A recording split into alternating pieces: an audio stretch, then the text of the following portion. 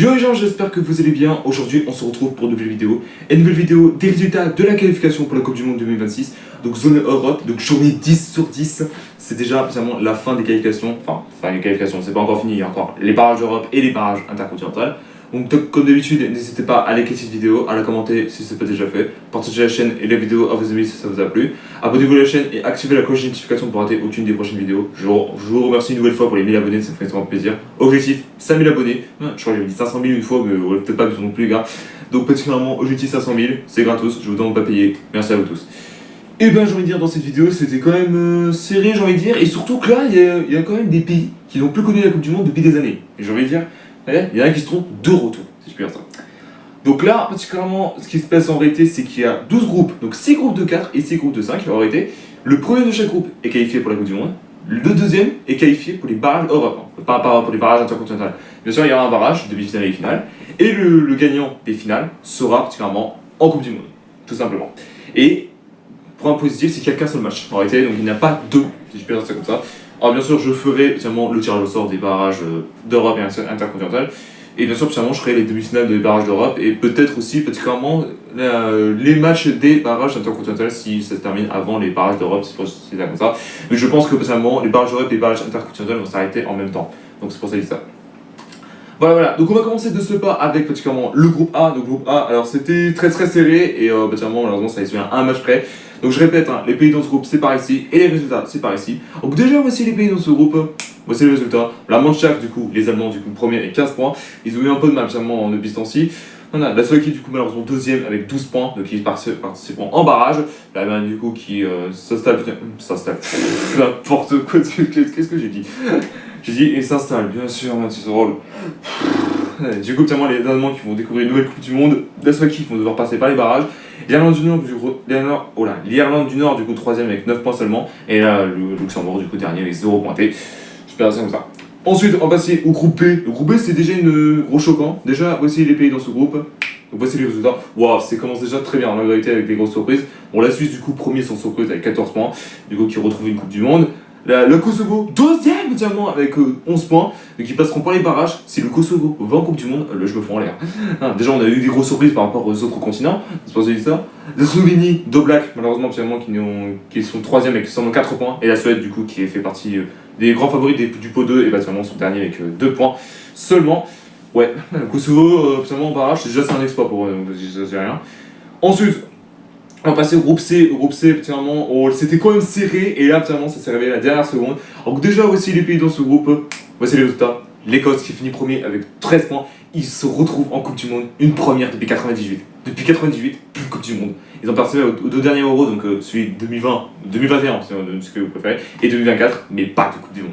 Et là, c'est le feu officiel, l'Écosse qui retrouve la Coupe du Monde. Voilà, du coup, finalement, 28 ans après, bravo à vous. Le Danois, du coup, qui vont devoir passer par les barrages. Du coup, c'est une deuxième fois sur 3 Coupes du Monde si j'ai pas connerie. Du coup avec 11 points. La Grèce du coup 3ème avec 7 points. Et la Biélorussie qui s'en sort bien quand même un tout petit peu avec seulement 2 petits points seulement. Ensuite, on va passer au groupe D, le groupe de l'équipe de France. J'ai envie de dire un truc de ça. Déjà, voici les pays dans ce groupe. Voici les résultats. Sans surprise, la France du coup qui retrouve les Coupes du Monde avec 16 points. On aurait pu faire un exploit, de faire un 100% victoire, mais c'était pas le cas contre l'Islande. Ensuite, l'Ukraine, du coup, deuxième avec 10 points seulement. L'Ukraine, du coup, qui retrouve une nouvelle fois les barrages. Et on va voir s'ils vont passer ou pas, parce qu'on rappelle que la dernière fois, en barrage, ils ont gagné contre l'Écosse, mais ils n'ont pas gagné contre le Pays de Galles en finale. Donc c'était le Pays de Galles qui avait passé contre. C'était le Pays de Galles qui avait passé. J'ai un peu parlé. Le Pays de Galles, du coup, qui avait gagné contre eux. L'Islande, du coup, qui ne retrouvera pas la Coupe du Monde en réalité. Donc, troisième avec 7 points. Et l'Azerbaïdjan, du coup, quatrième avec 1 point. Ils ont fait un nul contre l'Ukraine. On répète un truc détail. Ensuite, on va passer au groupe. On va passer au groupe E, donc potentiellement, je répète, voici les pays dans ce groupe, voici les résultats. Là, sans surprise, l'Espagne sont premiers avec 16 points, du coup, qui se qualifient vraiment pour la Coupe du Monde. La Turquie, deuxième, qui vont devoir passer par les barrages. Du coup, la Géorgie, troisième avec seulement 3 points seulement. Là, c'est gros choc total. Et la Biélorussie, 4 derniers avec 3 points également. Mais Géorgie a plus d'expected goals que le goal à virage, excusez-moi, que la Bulgarie dans tous les cas. C'est pour ça que ça. Et du coup on finit avec les groupes de 4, donc avec le groupe F. Donc déjà voici les pays dans ce groupe. Voilà, j'ai mal fait mon coup d'élevé. Voici les résultats. Donc petitement premier, le Portugal du coup avec 13 points qui se qualifie pour la Coupe du Monde. L'Irlande du coup qui est deuxième avec 10 points. du coup, qui potentiellement sera en barrage intercontinental, sera en barrage d'Europe. Voilà, l'Hongrie, du coup, 3ème, malheureusement, avec 8 points, qui ne se qualifiera pas pour la Coupe du Monde. Et l'Arménie, du coup, 4ème, avec 3 points seulement. Alors, je crois qu'ils ont gagné contre l'Irlande, si je dis pas de conneries. Ouais, c'est seulement leur seule victoire en réalité de la compétition. Voilà. Ensuite, du coup, on va passer au groupe G. Donc, on continue avec les groupes, mais on passe au groupe de 5 équipes. Donc, déjà, voici les pays dans ce groupe. Voici les résultats. Du coup, les Néerlandais, le Hollandais, si je peux dire ça, du coup, premier, du coup, qualifié avec 20 points.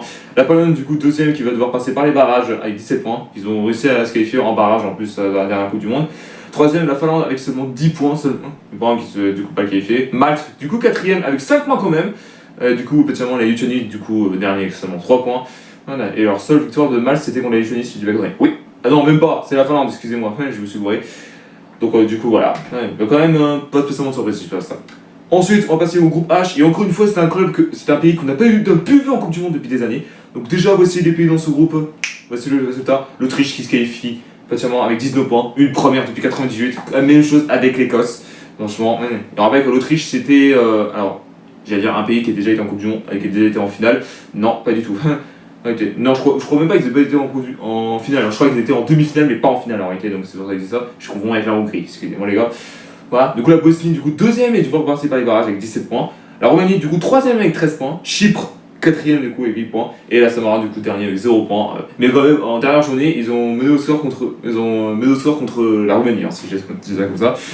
Du coup, Samoa avec 0 et moins 13 dans les Speed Goals, qui est déjà, on répète, la pire équipe de la compétition. Ensuite, on va passer au groupe I. Au groupe I, alors déjà, ça me fait plaisir de voir ce pays en Coupe du Monde. Donc déjà, voici les pays dans ce groupe. Voici les résultats. La Norvège, encore une fois, du coup, premier avec 24 points. Ils retrouvent la Coupe du Monde.